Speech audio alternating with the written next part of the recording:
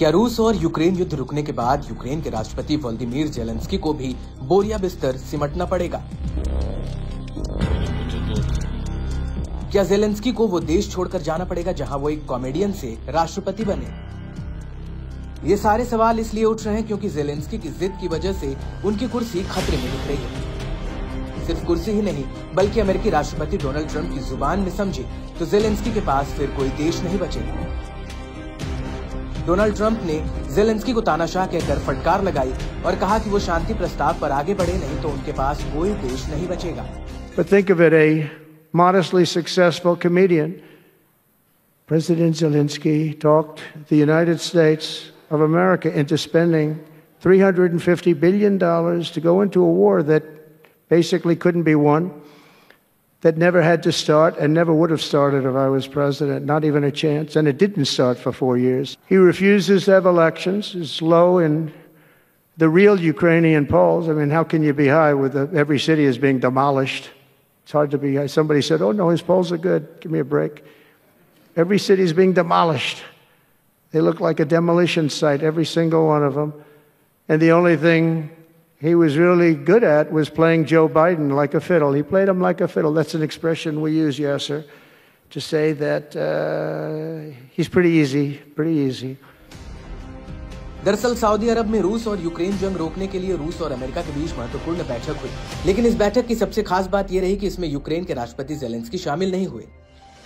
अमेरिकी राष्ट्रपति Donald Trump खुद ही रूसी राष्ट्रपति पुतिन के साथ मिलकर युद्ध विराम का प्लान ड्राफ्ट कर रहे हैं। बस यही बात ज़ेलेंस्की को बुरी तरह चुभ गई। इसके बाद ट्रंप और ज़ेलेंस्की के बीच जुबानी जंग छिड़ गई। ट्रंप ने ज़ेलेंस्की पर जोरदार हमला किया। ट्रंप ने उन्हें बिन चुनावों वाला तानाशाह बताया और ये तक कहा कि ज़ेलेंस्की अमेरिका से $350 अरब उधार लेकर रूस से लड़ने चले हैं।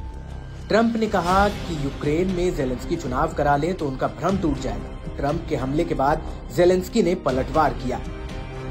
ज़ेलेंस्की ने कहा कि ट्रंप झूठ की दुनिया में जी रहे हैं जो रूस ने तैयार की है। У кожному з наших партнерів, які розуміють, що потрібні сильні позиції і на фронті, щоб захищати людей, і в дипломатії мають значення і сила, і правда. Доповіді були щодо діпстрайків по російських військових об'єктах і по інфраструктурі Росії, що обслуговує війну. На кожні 2 вкладених долари в нашу далекобійність ми отримуємо вже майже $10 російських збитків. Це потрібна динаміка. Росія повинна відчувати ціну війни, щоб дійсно хотіти миру.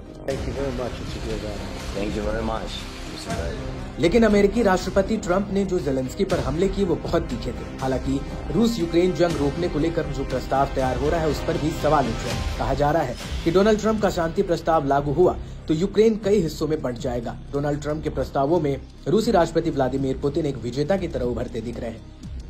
ज़ेलेंस्की को प्रस्ताव की भनक भी है, तभी वो भड़के हुए हैं। लेकिन साफ है कि ट्रंप ने इशारा कर दिया है कि जिस हिस्से पर अब रूस कब्जा है वो यूक्रेन हासिल नहीं कर पाएगा। साथ ही यूक्रेन को नाटो का सदस्य भी नहीं बनाया जाएगा। बड़ी बात यह है कि रूस ने यूक्रेन के लगभग 20% क्षेत्र पर कब्जा कर लिया है। ऐसे में अब ट्रंप की शांति की कोशिशों पर ज़ेलेंस्की पलीता न लगा दें तो ट्रंप उन्हें एक के बाद एक धमकी देते जा रहे हैं।